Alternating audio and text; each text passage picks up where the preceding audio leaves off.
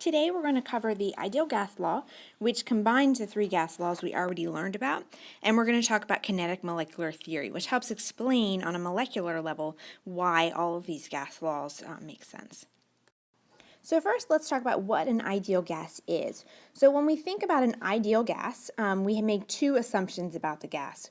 The first one is that individual gas particles are considered to occupy no volume in their container. Which obviously isn't true for real gases. They do occupy some volume. And the second assumption is that there are no attractions to or repulsions from each other. So as these gas molecules are moving around their container, the assumption is that they basically don't see the other gas particles at all. They aren't affected by the presence of the other gases or other molecules. They just move around the container, bouncing around back and forth as if they're the only thing there. Okay, and so this is obviously not true for real gases, but for the most part, when we're at standard conditions where we're close to room temperature, we're near atmospheric pressure, we can assume that these things are true, and they're very good approximations for a gas. So these assumptions fall apart when we get to extreme conditions. When we get to very, very low temperatures, the molecules slow down a lot and the approximation is no longer correct. And if we get to really high pressures, if we squeeze the molecules really close to one another, then our approximation also falls apart. But for the purposes of this class, we're going to be at pretty normal conditions, and we can assume that the gas is behaving ideally. Okay, so we have a law that we can use to compare the properties of a gas that's behaving in a relatively ideal manner. And that equation is PV equals nRT.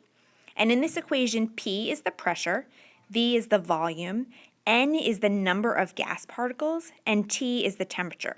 So I skipped over R. R is actually called the gas constant, and that's the same regardless of what the identity of the gas is that you're dealing with. All right, and while we're not going to do a lot of calculations in this chapter, this equation is a nice summary of the relationships we've talked about. So P and V are on the same side of the equation, and they're inversely related, as we learned from Boyle's law, and N and T are on the opposite side of the equation as volume. So we learned that volume and the number of particles are directly related, and volume and the temperature are also directly related. All right, so we're going to do a little bit of practice with these, but it's basically just algebra. Mostly I want you to be able to conceptually tell me why a gas behaves the way it does and how a particular change in one of the properties is going to affect the other ones. So if you can think mathematically, this equation can help you with that, but if you don't, then don't worry about it. Just do the conceptual stuff we've been doing.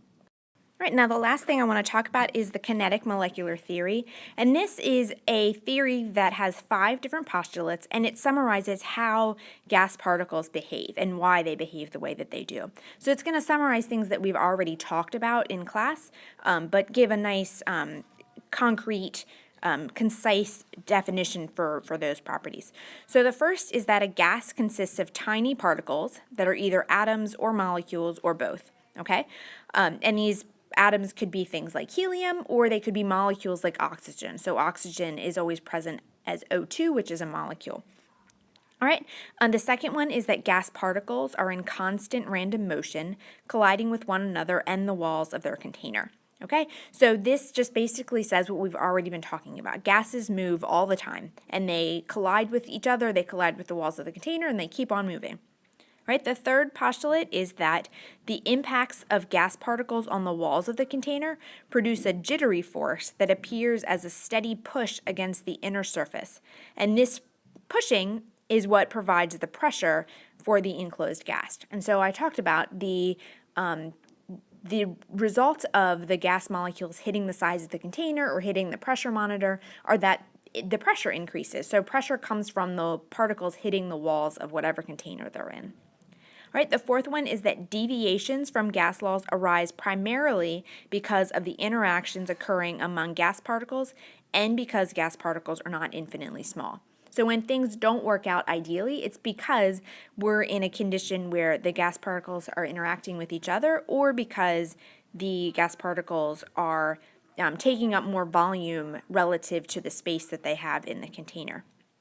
Okay, and then finally, the last one, the average kinetic energy, which is the energy due to motion of the gas particles, is directly proportional to the temperature of the gas. And so we talked about this. If you increase the temperature, they move faster, right? And that increases their kinetic energy. If you decrease the temperature, they have less kinetic energy and they move slower. All right, so that summarizes our discussion of gases, and we'll continue to work with these more in class and answer questions and do some practice.